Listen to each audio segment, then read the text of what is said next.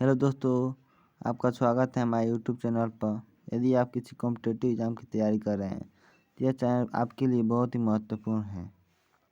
आज हम हिंदी की वर्णमाला को पढ़ेंगे। चलिए शुरू करते हैं। हिंदी में वर्णों की कुल संख्या 52 होती है। इसे 5 भागों में बांटा गया है।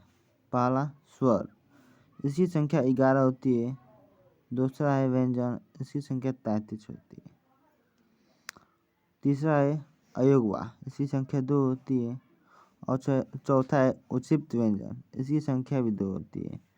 पांचवा है संयुक्त व्यंजन, इसकी संख्या 4 होती है।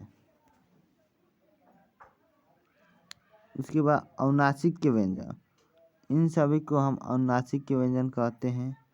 अंतस्थ व्यंजन, इन सभी को हम अंतस्थ व्यंजन कहते हैं। ऊष्मीय व्यंजन, इन सभी को हम ऊष्मीय व्यंजन कहते हैं। और उत्क्षिप्त व्यंजन, इनको हम उत्क्षिप्त व्यंजन कहते हैं। और संयुक्त व्यंजन, इन चारों को संयुक्त व्यंजन कहते हैं। और अयोगवा, और इन दोनों को हम अयोगवा कहते हैं। देखिए, कंठ से उच्चारित करने वाले वर्ण, देखिए ये सभी जो वर्ण हैं ये कंठ से उच्चारित किए जाते हैं और ये तालु से उच्चारित किए जाते हैं। वर्ण और स्वर दोनों हैं, तालु से उच्चारित किए जाते हैं। और ये मूर्धा से उच्चारित किए जाने वाले वर्ण हैं। ये सभी दंत अर्थात दांत से उच्चारित किए जाने वाले वर्ण हैं। ओष्ठ, और ये सभी ओठों से उच्चारित किए जाने वाले वर्ण हैं। देखिए, ये हमारा मुख होता है। यहाँ गर्दन के पास को हम कंठ कहते हैं और उसके ऊपर तालु होता है और उसके ऊपर जो होता है मूर्धा होता है।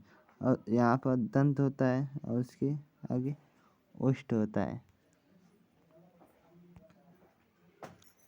देखिए, क से लेकर म तक अर्थात इन सभी को हम वर्गीय व्यंजन कहते हैं।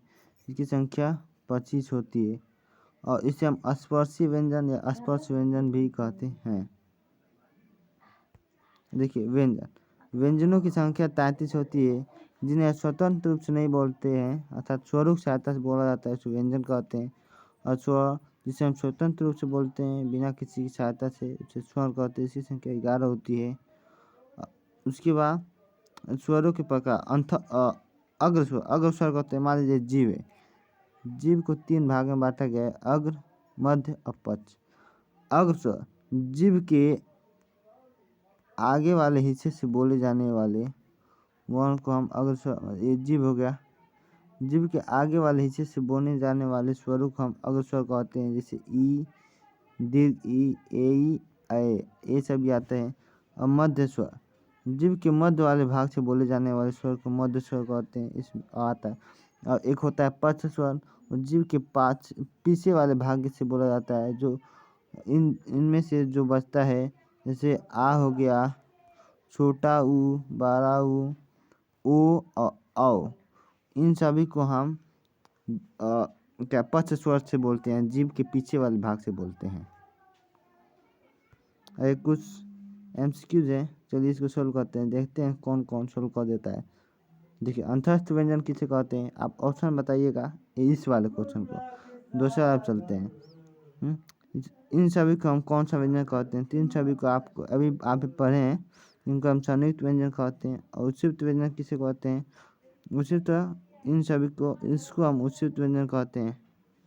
इस आंसर का आप कमेंट में कीजिएगा। आंसर, इस क्वेश्चन का आंसर आप कमेंट में दीजिएगा, इसका आंसर भी दीजिएगा, हम बता दे रहे हैं। देखिए, जिया वर्ण किस वर्णों के संयोग से बनता है, मतलब किसके संयोग से बनता है। तो देखिए, जो जइया होता है, जिया होता है, और ज और हलंत और अइया, इससे बनता है। यानी ऑप्शन आपका बी राइट ऑप्शन हो जाएगा। आप पहले वाले क्वेश्चन का आंसर कमेंट में मतलब दीजिएगा। और वीडियो अच्छा लगे तो लाइक शेयर और कमेंट जरूर कीजिएगा। और ऐसे वीडियो के लिए सब्सक्राइब कर लीजिएगा। धन्यवाद।